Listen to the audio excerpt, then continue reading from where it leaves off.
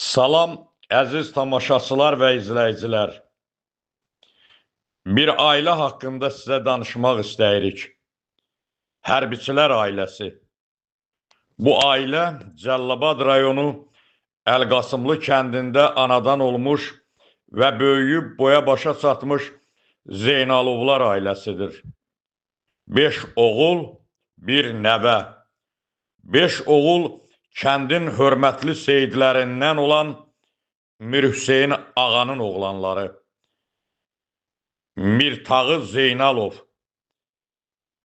Mir Səfdər Zeynalov,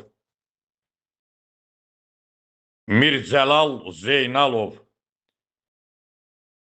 Mir Talih Zeynalov, Mir Bəşir Zeynalov və bir nəvə Mir Tağı Zeynalovun oğlu Mir Alim Zeynalov.